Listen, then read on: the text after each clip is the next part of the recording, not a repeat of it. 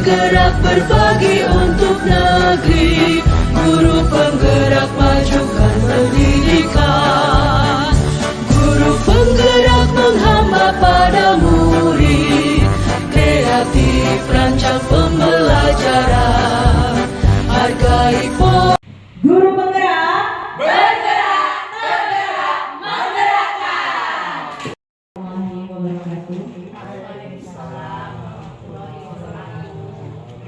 Selamat siang dan saya ucapkan terima kasih kepada para Dewan Guru yang sudah hadir dalam kegiatan diskusi kita pada siang hari ini. Untuk mempersingkat waktu, saya sebagai protokol akan memaparkan kegiatan kita pada hari ini. Yang pertama yaitu pembukaan, yang kedua pemaparan materi dari pemateri kita pada hari ini, kemudian sesi tanya jawab, dan terakhirnya penutup.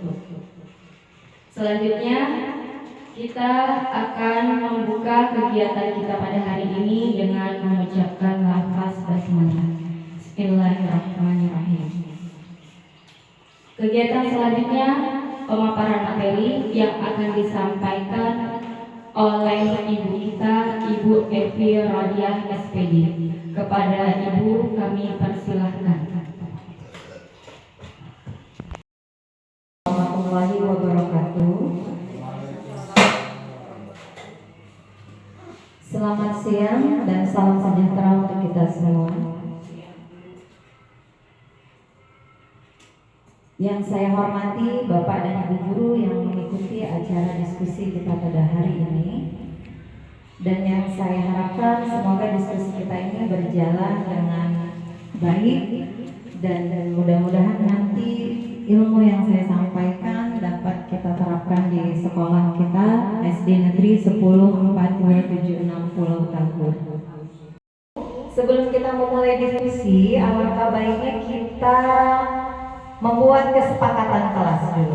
Jadi kesepakatan kelas yang pertama, kelas diskusi ya Bapak Ibu. Kesepakatan yang pertama ialah tertib saat berdiskusi. Yang kedua, menghargai pendapat teman. Selanjutnya, apalagi Bapak Ibu? Memberikan pendapatnya. Jika ingin bertanya, anak-anak. Silakan diketik tulis.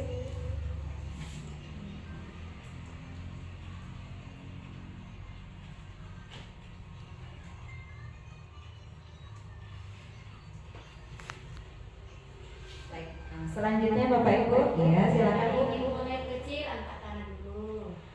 Jika ingin permisi.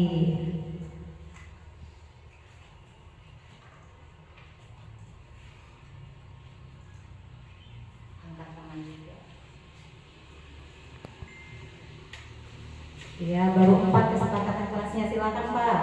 Itu Bu, ya setiap kita pertanyaan kita tentukan waktunya Bu, biar semua pertanyaan bisa dibahas. Nanti satu panjang satu, jadi yang lainnya tidak terbahas gitu Bu. Ditentukan waktunya aja Bu ya. Setiap pertanyaan itu ada durasi waktu supaya jangan apa namanya itu membazir waktunya. Tetap berada di kelas sampai diskusi kita selesai. Iya Bapak Ibu, jadi kesepakatan seperti ini boleh kita lakukan di sekolah. Maaf, di kelas kita masing-masing. Jadi begini Bapak Ibu, sebelumnya kita terbiasa membuat peraturan, di mana peraturan itu ada dari satu pihak. Contohnya guru. Di kelas ini ada peraturan kelas. Itu peraturan hanya dilakukan oleh satu pihak. Tetapi kalau namanya kesepakatan, itu dilakukan oleh dua pihak. Jadi siswa dan guru berdiskusi bersama-sama membuat kesepakatan kelas. Jadi saya harap ini nanti tetap kita laksanakan di kelas kita masing-masing, guna mendapat pengajaran atau pembelajaran yang lebih baik dan lebih menyenangkan. Baik Bapak Ibu, kita lanjutkan sesi berikutnya. Kita perhatikan Judul diskusi kita hari ini adalah menyebarkan pemahaman dan penerapan pengalaman diseminasi budaya positif. Oleh saya sendiri, Ibu Epi Rodia, CGP Angkatan 10, SD Negeri 104276 Pulau Tagor, Kabupaten Serdang Bedagai. Adapun materi yang akan saya sampaikan pada hari ini ada 8 poin. Yang pertama, perubahan paradigma belajar. Yang kedua, disiplin positif. Yang ketiga, nilai-nilai kebajikan. Yang keempat, kebutuhan manusia. Dan yang kelima, motivasi perilaku manusia. Yang keenam, posisi kontrol guru. Yang ketujuh, keyakinan kelas. Dan yang terakhir, segitiga restitusi. Kalau namanya yang berharga itu berarti sudah kita miliki.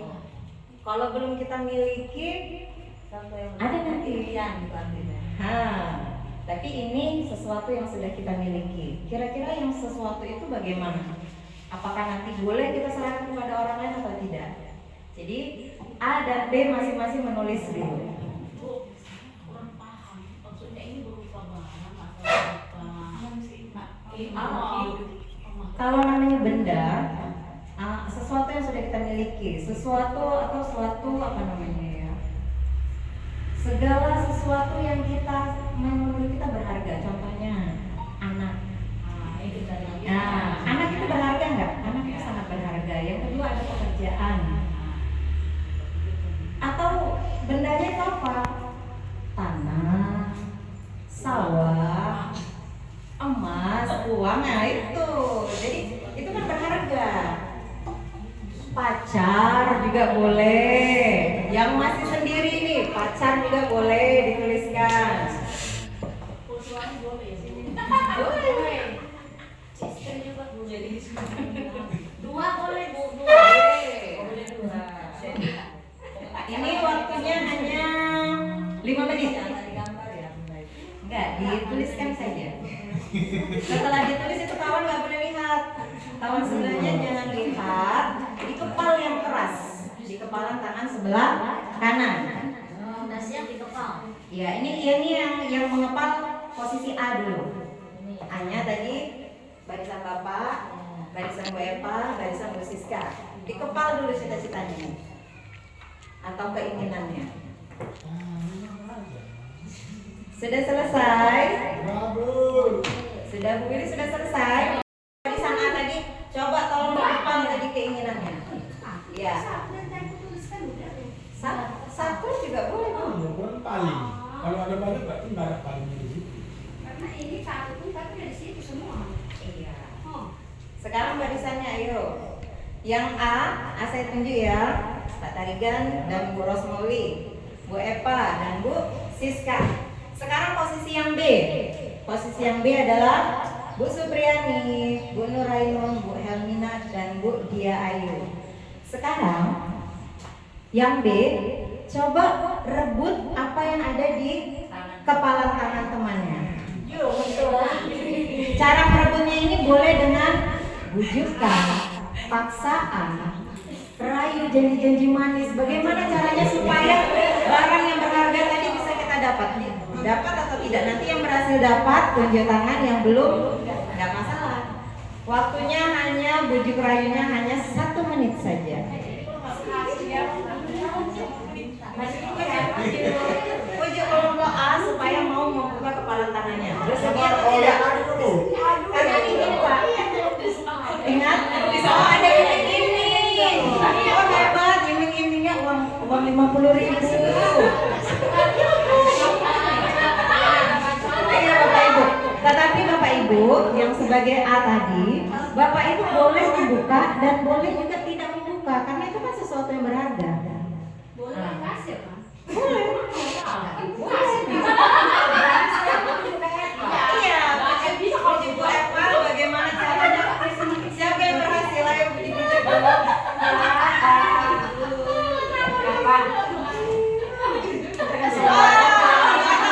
Sudah memberikan.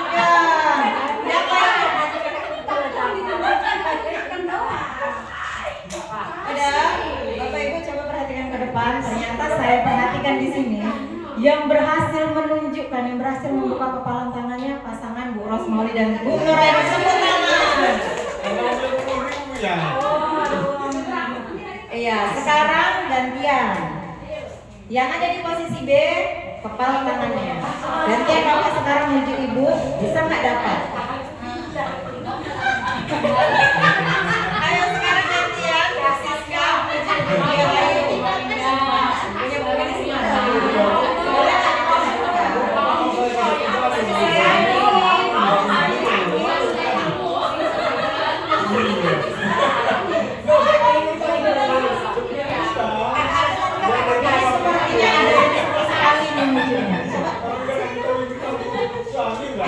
diposisikan? Sepertinya sekali di sini ada lagi sama kedua.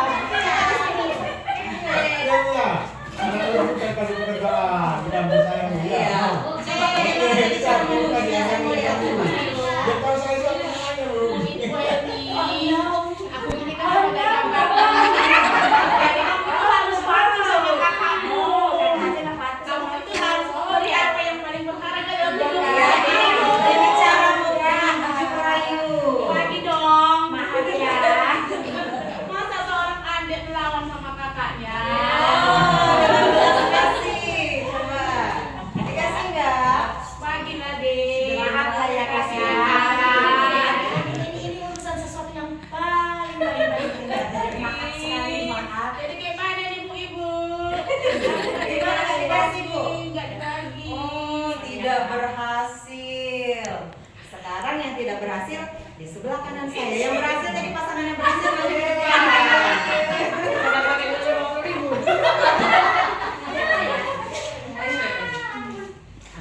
Sebelumnya Bapak Ibu, ini tadi ada dua pasangan. Dua pasangan ini yang di sebelah sini berhasil membujuknya. Walaupun tidak diberikan, dengan tidak sadar dia sudah membuka apa sebenarnya yang berharga pada dirinya. Yang di sebelah sana belum berhasil. Kita perhatikan dulu ke depan. Ada miskomunikasi tentang teori kontrol. Jadi di mana ilusi yang pertama, kita sebagai guru itu selalu terbiasa menganggap guru itu dapat mengontrol murid. Yang kedua, ilusi bisa kritikan dan membuat rasa bersalah. Itu tadi ada muncul itu. Ya karena di sana muncul semua tadi. Membuat Bu Eva tadi beranggapan saya kakak loh, saya berhak memujuk si adik, gitu kan? Jadi itu kan posisi kita kalau di kelas seperti guru dengan murid. Terus ada tadi ilusi bahwa kritikan membuat rasa bersalah, muncul juga pada pasangan Bu Eva dan Bu Helmina. Lalu ada ilusi bahwa semua penguatan positif, efektif dan bermanfaat. Ini tadi muncul di kedua-duanya. Baru selanjutnya ilusi bahwa orang dewasa berhak memaksa. Jadi semua muncul pada pasangan Bu Eva dan Bu Helmina. Selanjutnya. Iya Bapak Ibu di sini. Jadi ini tadi antara kita lihat ini bukan ada rasa bersalah ya Bapak Ibu. Kita berhak memberikan sesuatu yang berharga atau tidak memberikan sesuatu itu dengan catatan apa? Saat ini kita ini barang berharga kita adalah emas. Saya punya emas. Ternyata adik saya atau orang tua saya dia butuh. Jadi sebenarnya itu sangat berharga bagi saya. Tapi karena kita punya rasa timbang rasa sosial kita, oh ternyata kalau emas saya pinjamkan kepada keluarga atau kepada teman saya bisa bermanfaat. Jadi hal seperti itu menandakan bahwa sebenarnya sikap kontrol diri ada pada diri kita sendiri. Contohnya tadi Bu Rosmoli, saya nggak memberikan Bu, saya cuma menunjukkan. Yang berharga sudah ditunjukkan, berarti kita sudah tahu nggak? Iya, Tahu, berarti sudah kita miliki. Oh ternyata yang berharga itu adalah kunci. Karena kalau nggak ada kunci ibu nggak bisa masuk rumah, nggak ada kunci nggak bisa nggak bisa pulang, nggak bisa belanja gitu. Jadi sangat berharga kunci bagi Bu Ros. Jadi tepuk tangan untuk pasangan kita yang di depan ini. Bapak Ibu, kita masuki materi selanjutnya, disiplin positif. Disiplin berasal dari kata disiplin yang artinya belajar. Disiplin mengacu pada disiplin dari yang memiliki tanggung jawab terhadap apa yang dilakukannya. Selanjutnya, disiplin positif. Disiplin positif merupakan salah satu cara penerapan disiplin yang bertujuan untuk menumbuhkan kesadaran serta memberdayakan peserta didik tanpa imbalan, penghargaan atau reward, ancaman atau hukuman. Sebagai pendidik, tujuan kita adalah menciptakan peserta didik yang memiliki disiplin diri sehingga mereka berperilaku mengacu kepada nilai-nilai kebijakan universal dan memiliki motivasi intrinsik dalam perubahan perilaku ke arah yang lebih baik. Jadi dalam games kita tadi Bapak Ibu, sebenarnya sudah tercipta juga, sudah kita lakukan juga bentuk disiplin positif. Jadi bagaimana cara kita menumbuhkan kesadaran kepada anak didik tanpa memberikan imbalan. Tadi kan tidak ada yang berhasil dengan memberikan imbalan pekerjaan, imbalan uang, ataupun tidak ada dalam bentuk hukuman. Jadi kita, bagaimana kita sekarang ada di zona nyaman dengan pemberian hukuman, mau berubah dengan seperti tadi, bujuk rayu, tapi iming-iming atau pemberian uang juga tidak, kurang tepat gitu. Contohnya kalau disiplin lah, mana yang udah muncul dalam diri kita?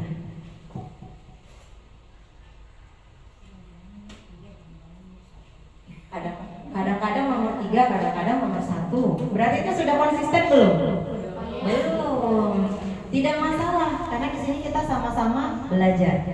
Kita masih sama-sama belajar. Bu, kadang-kadang saya melakukan nomor 3, tapi kadang-kadang saya melakukan juga yang kedua.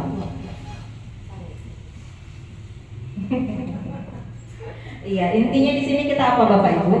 Kita siap berubah. Berubah kemana? Ke arah yang lebih baik, ke arah yang positif. Itu dia. Jadi yang manapun itu tidak masalah, hanya bagaimana perilaku kita memperlakukannya. Memperlakukan diri kita sendiri, bukan memperlakukan siswa. Itu adalah bentuk memperlakukan diri kita sendiri. Selanjutnya. Iya Bapak Ibu guru, lihat ini ada 5 posisi kontrol guru. Jadi Bapak Ibu coba saya tanya, siapa yang kira-kira pengalaman mengajarnya sudah 20 tahun ke atas? Boleh tunjuk tangan Bapak Ibu?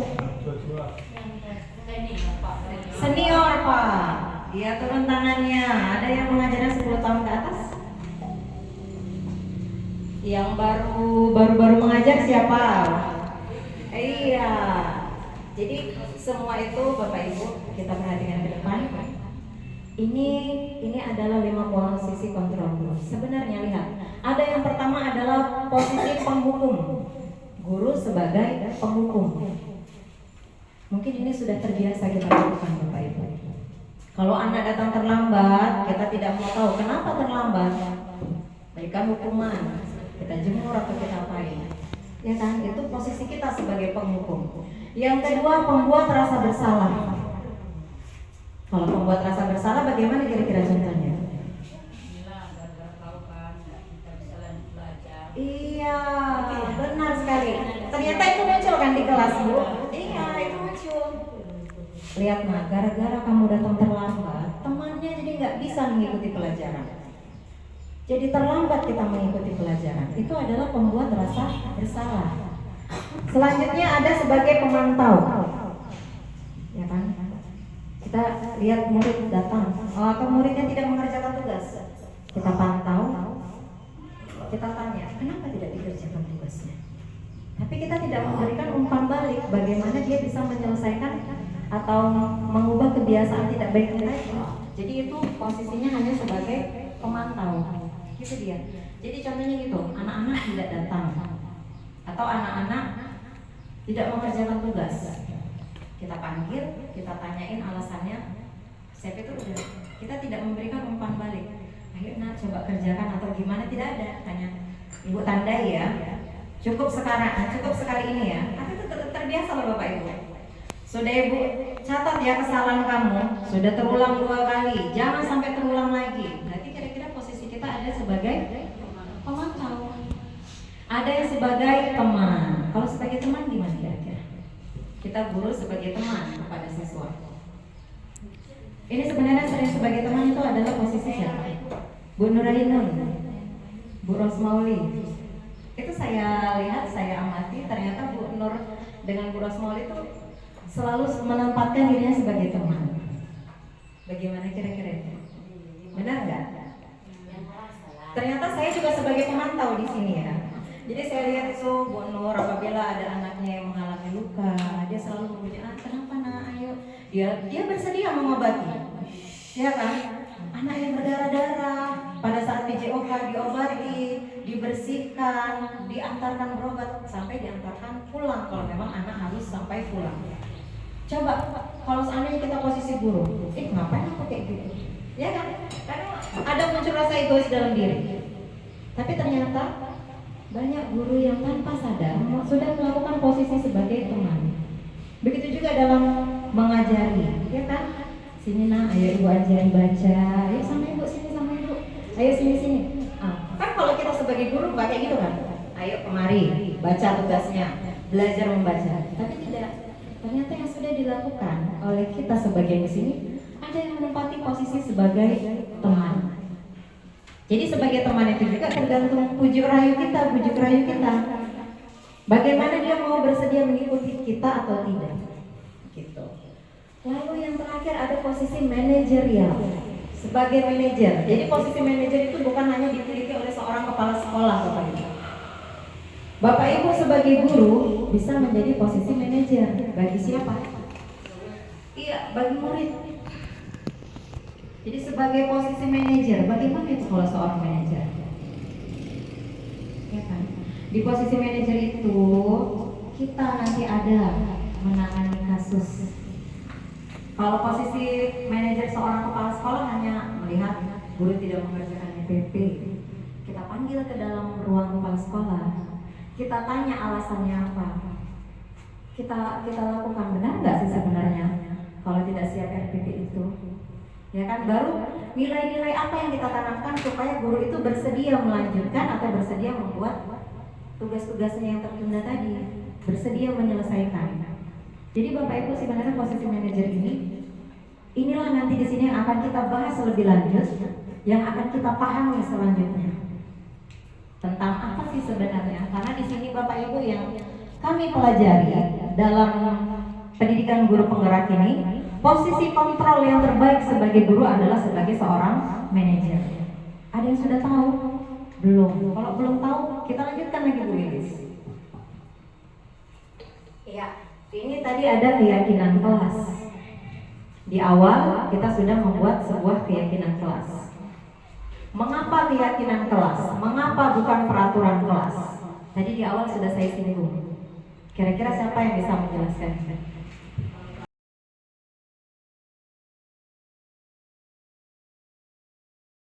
Jadi kalau kita sudah tahu latar belakangnya, kita bisa memvalidasi tindakan. Kamu bisa melakukan yang lebih buruk atau yang lebih parah dari itu, tapi kamu tidak melakukannya.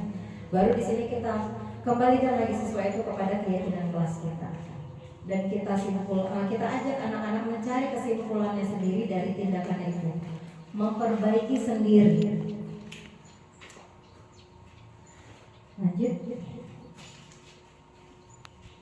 Jadi contoh penerapan segitiga restitusi Bapak Ibu jangan kita lakukan di depan teman-temannya. Kita ambil, kita ajak siswa ke satu ruangan tertentu, baik itu ruang guru atau di mana tempatnya supaya tidak ada teman yang lain gitu. Jadi temannya bukan pengolok-oloknya gitu, supaya menghindari bullying gitu. Jadi kita ajak ke satu tempat supaya anak-anak itu bebas mengeluarkan pikirannya, apa sih sebenarnya keluh kesahnya tadi, kenapa dia bisa melakukan tindakan seperti itu. Jadi kita ajak ke dalam satu ruangan tertentu. Selanjutnya Bu Iris. Jadi sudah sampai penutup Bapak Ibu. Dalam penerapan program disiplin positif, hendaknya guru memiliki standar kepribadian, profesional dan sosial yang baik, di mana guru mampu merefleksi dirinya dalam posisi kontrol saat ini. Bagaimana perjalanan dirinya menjadi among manajer yang menuntun murid-muridnya menjadi insan yang mandiri, merdeka, dan bertanggung jawab. sesi pemaparan materi dari saya. Diberikan kesempatan untuk sesi selanjutnya tanya jawab. Gimana Bapak Ibu yang kurang paham boleh ditanyakan. Karena kita di sini tujuannya belajar bersama, berdiskusi bersama, ada masalah menyelesaikan dengan bersama-sama. Saya tidak ada niat untuk menggurui ya Bapak Ibu, tetapi kami hanya menularkan. Karena seperti slogan Guru Penggerak, bergerak, tergerak, dan menggerakkan. Jadi saya harap nanti ke depannya muncul lagi calon guru penggerak angkatan berikutnya. Amin, amin ya Allah. Dari pemateri kita hari ini Ibu Evi Rodia SPD, untuk acara berikutnya yaitu sesi tanya jawab.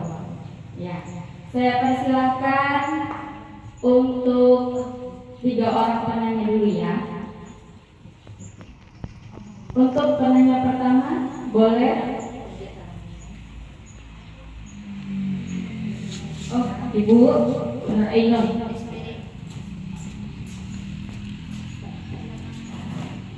Assalamualaikum warahmatullahi wabarakatuh. Nama saya Ainun, saya guru PJOK. Di sini saya mau tanya kepada Ibu Evelia. Saya selalu dapat masalah di kelas. Anak-anak itu kalau sudah dikasih tugas banyak yang tidak mengerjakannya gitu kan itu. Jadi saya selalu menerapkan sanksi dan reward gitu.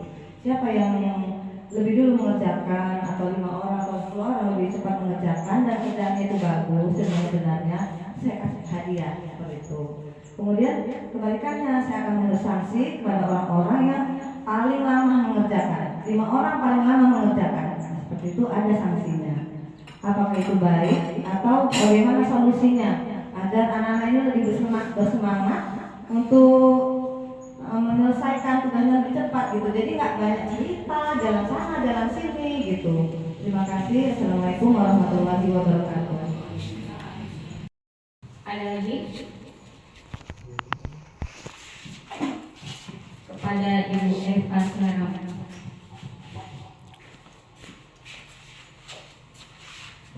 Selamat siang semuanya. Di sini saya menanyakan untuk Bu Evi, bagaimanakah usaha kita untuk menciptakan budaya positif di sekolah kita ini? Hanya itu yang mau saya tanyakan. Sekian. Jadi untuk pertanyaan terakhir ketiga, silakan.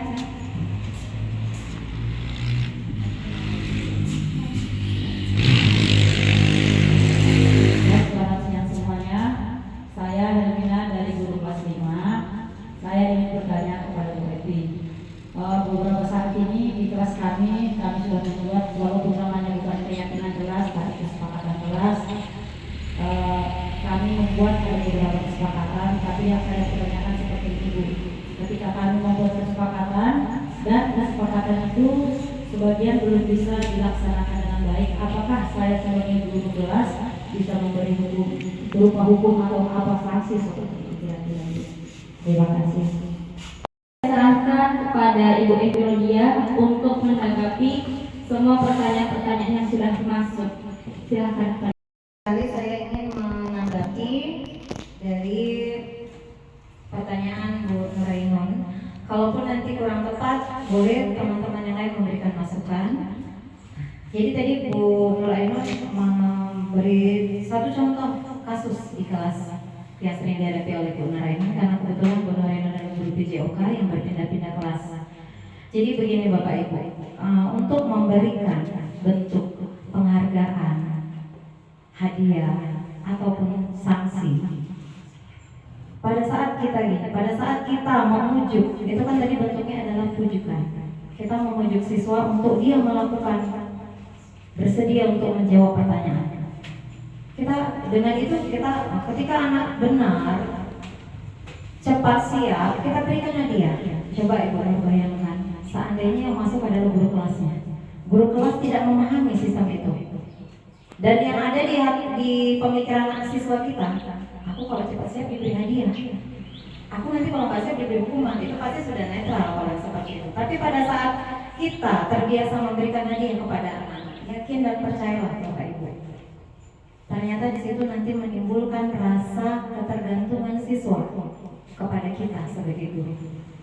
Tadi kan tujuan profil pelajar Pancasila adalah ingin menjadikan siswa yang mandiri, kreatif, bernalar, kritis.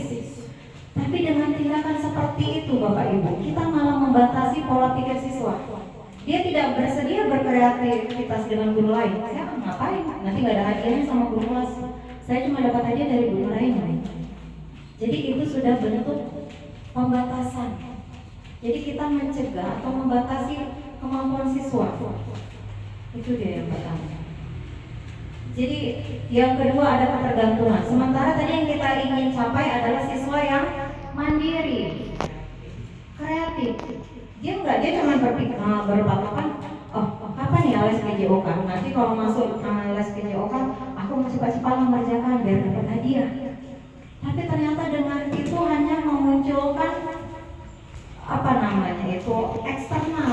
Itu hanya kemauan dari eksternal. Karena iming-iming, tadi kan sudah ada di awal.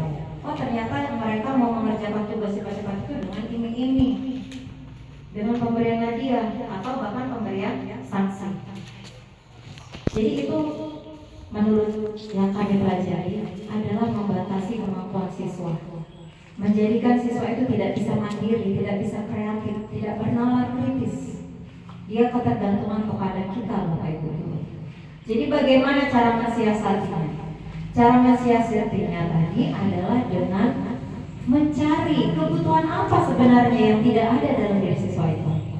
Jadi caranya bagaimana? Kita dekati, pembelajaran berdiferensiasi, kita lakukan itu. Kita tanya kepada siswa. Kita itu nanyanya nggak secara langsung. Kalau kita tanya ya kan sudah tahu, kita ini guru masih aku hadiah.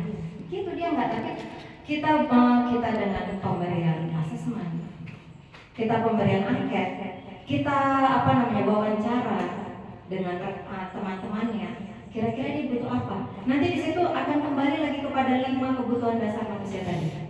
Apakah dia butuh kesenangan? Apakah dia di situ butuhnya kebebasan? Dia butuh apa? Jadi kita sebagai guru, kita harus mampu di era pembelajaran yang baru ini. Kita harus mampu menemukan kebutuhan apa sebenarnya yang dibutuhkan oleh siswa. Kalau ternyata dia cuma butuh cinta dan kasih sayang, dia ingin disayang-sayang terus sama kita. Jadi bagaimana dengan cara seperti teman tadi? Jadi tidak serta-merta Bapak Ibu pemberian hadiah itu benar.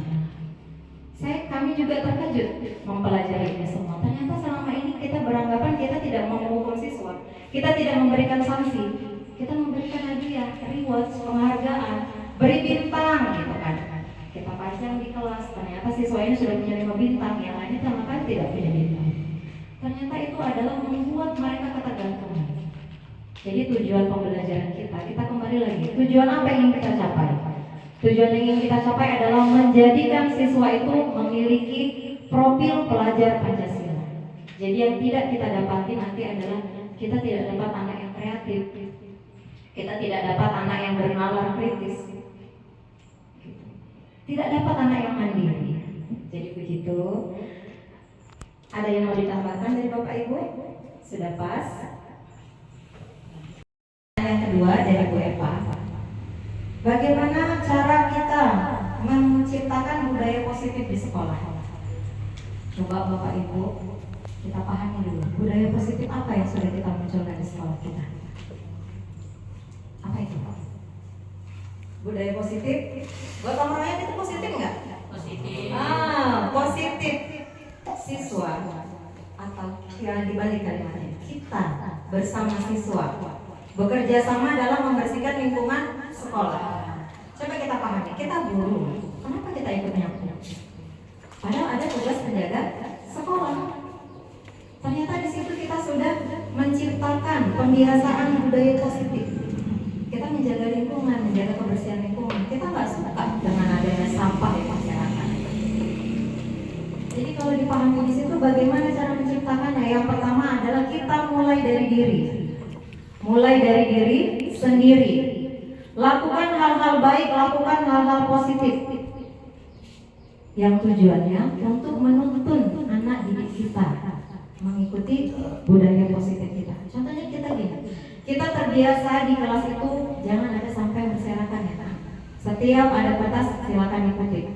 Nanti pada saat dia di rumah, kalau sudah terbiasa nih dengan contoh kita di sini adalah gotong royong membersihkan lingkungan sekolah. Maka di rumah dia juga tidak terbiasa itu, masa kamarku banyak sampah, masa rumah berserak. Jadi tanpa disadari kita sudah membentuk karakter anak yang peduli terhadap lingkungan.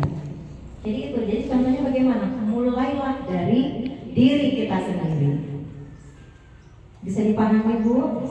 Sudah terpuaskan pertanyaannya? Mari sama-sama kita bergerak menciptakan budaya positif yang lain. Pasti saya yakin dan percaya dari bapak dan ibu guru di sini banyak lagi hal-hal positif. Nanti kita lanjutkan lagi. Kita caranya bagaimana Bapak Ibu? Kita kumpulkan dulu budaya positif apa yang ingin kita capai. Apa yang ingin kita tularkan kepada anak didik kita? Tentunya hal-hal yang baik, bukan hal yang kurang baik. Gitu. Jadi kita catat keinginan kita apa, lalu kita diskusikan dengan rekan sejawat atau itu bahasa lainnya kolaborasi. Kita berkolaborasi antara rekan sejawat, penjaga sekolah, dan juga kepala sekolah untuk menciptakan budaya positif itu tadi. Karena gini, karena kadang kita kalau Bapak Ibu tidak memaparkan keinginan Bapak Ibu, tentu saja kepala sekolah tidak paham apa yang ingin Bapak Ibu capai. Tapi kalau sudah kita diskusikan bersama, saya ingin mencapai ini Bu, nah, kita lakukan secara kolaborasi bersama-sama, tentu itu pasti akan berhasil Bapak Ibu. Jadi tetap mulai dari diri, kolaborasi yang baik antara teman, rekan sejawat dan kepala sekolah. Apa tadi itu? Kesepakatan kelas. Sebenarnya itu sama. Tapi karena kita belum mengenal, ternyata makanya tadi saya paparkan Bapak Ibu. Sebenarnya ini banyak hal yang sudah kita lakukan. Cuman istilahnya apa kita tidak paham gitu loh. Gitu. Jadi di sini kesepakatan yang sudah dibuat di kelas itu luar biasa baik. Lalu tadi pertanyaannya bagaimana Bu kalau ada siswa yang melanggar kesepakatan itu? Gitu. Jadi kalau katanya ada yang melanggar, ini tadi kan kalau bentuknya peraturan itu hanya dari guru. Tentu saja nanti kalau sudah siapa yang melanggar peraturan dia mendapatkan sanksi atau hukuman. Tapi kalau dalam keyakinan kelas ini Bapak Ibu, keyakinan kelas atau kesepakatan kelas ini kan kita buat bersama. Jadi pada saat berdiskusi tadi Bapak Ibu tampung dulu apa keinginan siswa, apa keinginan Bapak Ibu untuk anak-anak didik kita. Kita berdiskusi bersama. Contohnya keyakinan kelasnya tidak mencontek pekerjaan teman. Lalu di situ kita berikan konsekuensinya langsung. Anak-anak, siapa nanti yang kedapatan mencontek pekerjaan temannya kan sudah melanggar keyakinan kelas, maka ada konsekuensinya. Kita boleh membuat konsekuensi yang tidak tertulis, tapi itu sudah diketahui bersama-sama oleh siswa. Nanti kita ajak aja siswa, coba nak, ini kita misalkan punya 5 keyakinan kelas. Hadir tepat waktu, tidak membuang sampah sembarangan, dilarang mencontek pekerjaan teman, dilarang mencuri, dan dilarang berbicara kotor, berbicara yang baik. Langsung di situ kita ajak anak-anak membuat kesepakatannya lagi. Konsekuensinya apa kalau kesepakatan ini dilanggar? Nanti pasti timbul itu dari anak-anak. Bu, kalau yang melanggar push up Bu kalau melanggar nanti nyanyi Bu di depan kelas, akan muncul. Jadi saran dan masukan dari anak-anak itu tetap kita tampung. Nah, jadi setelah kita tampung baru kita paparkan. Kita sudah punya keyakinan kelas. Jadi bagi siapa yang melanggar ada konsekuensinya. Jadi bahasanya bukan sanksi atau apalagi hukuman, adalah konsekuensi. Karena konsekuensi itu konsekuensi juga dibuat dua arah, bukan dari gurunya saja, melainkan hasil kesepakatan bersama. Jadi itu. Jadi pada saat kita berdiskusi lalu langsung munculkan apa nanti konsekuensinya kalau saya melanggar. Jadi mereka, karena mereka yang membuat kesepakatan, mereka yang membuat konsekuensinya, maka diharapkan mereka juga akan menaati keyakinan kelas itu sendiri. Itu saja. Atau dari teman-teman, karena ini kan bahasanya berdiskusi, atau dari Bapak ada yang ingin ditambahkan, boleh. Gitu. Tambahan, saya dari guru kelas 4 hanya ingin menambahkan sedikit mengenai keyakinan kelas yang tadi sudah kita diskusikan. Diskusi kelas itu tentu punya ciri-ciri. Ciri-ciri keyakinan kelas itu terkadang-kadang kita menyatakan pengertiannya sama dengan tata tertib di kelas. Tetapi sebenarnya ada perbedaannya di situ. Yang pertama tadi bahwasanya sifatnya abstrak seperti yang diterangkan oleh Bu Epi tadi, rinci dan konkret dia. Baru keyakinan kelas itu sebenarnya harus universal. Jadi kalimat-kalimatnya positif. Dan di sini juga dikatakan bahwa keyakinan kelas itu jumlahnya tak banyak, sedikit. Jadi tidak boleh kita buat seperti tentang tertib sampai 20 sampai 15 gitu. Jadi itu sebenarnya keyakinan itu merupakan sesuatu yang dapat diterapkan di lingkungan kelas tersebut.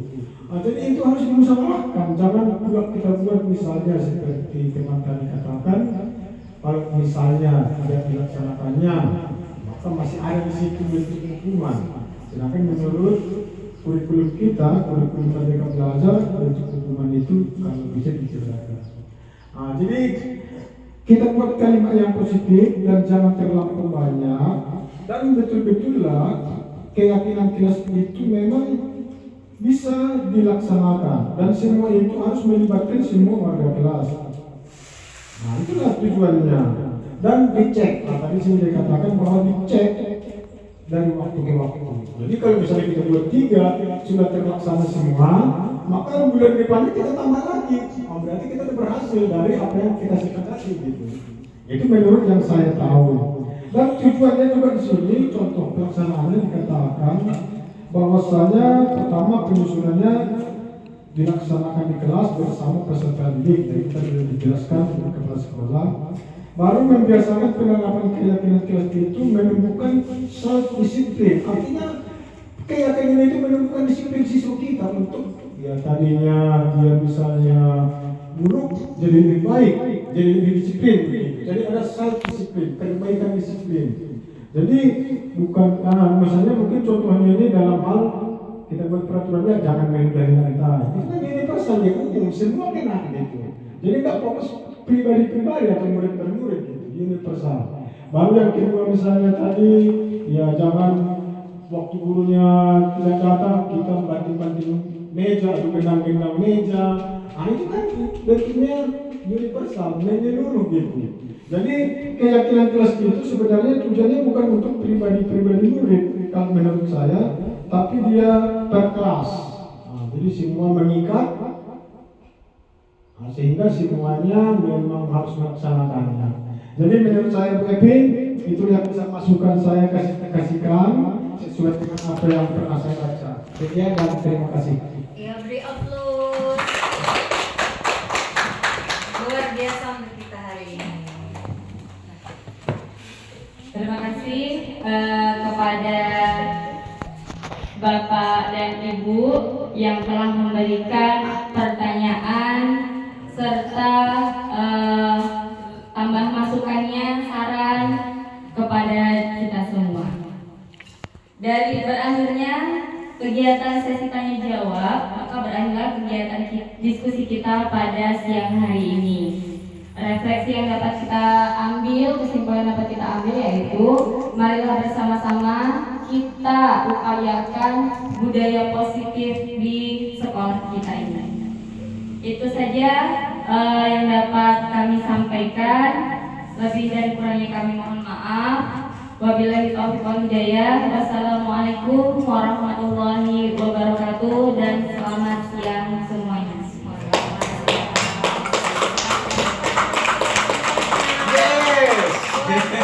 Saya Hermina Guru Purba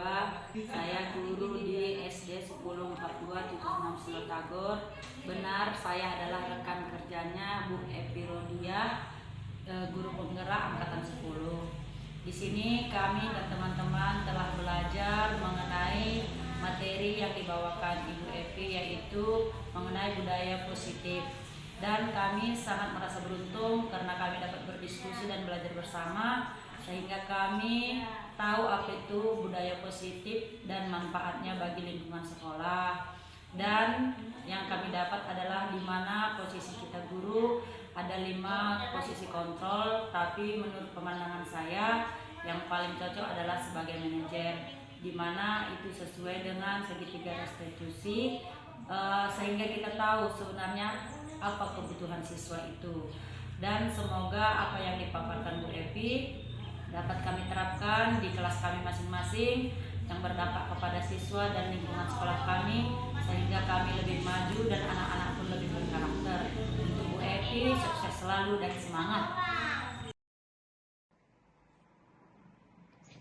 Assalamualaikum warahmatullahi wabarakatuh. Saya Dia Ayu Bermatahati dari SD 10427 Tagor. Di sini saya sebagai rekan kerja dari Ibu Epi Rodia, yaitu guru penggerak angkatan 10. Ibu Epi Rodia telah memaparkan materinya tentang budaya positif. Terkhususnya untuk diri saya sendiri, dengan adanya pemaparan materi yang telah disampaikan oleh Bu Epi, saya merasa sangat bermanfaat. Dari pemaparan materi yang telah disampaikan oleh Ibu Epi Rodia, kami semua, terkhususnya untuk saya sendiri, saya lebih mengetahui apa itu budaya positif dan bagaimana dampaknya. Kemudian dari pemaparan materi tersebut, kami mendapat beberapa hal penting. Salah satunya ada motivasi perilaku manusia. Itu terdiri dari 2 faktor. Yang pertama eksternal, itu dari luar diri, dan internal itu dari dalam diri. Jadi posisi kita untuk memotivasi perilaku manusia, khususnya untuk siswa, lebih menerapkan internal, karena perilaku tersebut tumbuh dari dalam diri siswa. Jadi semoga kami semua guru-guru yang ada di SD 10427 bisa menerapkan atau memotivasi siswa agar menjadi perilaku yang lebih baik. Untuk Ibu Epi, terus semangat dan semoga sukses. Guru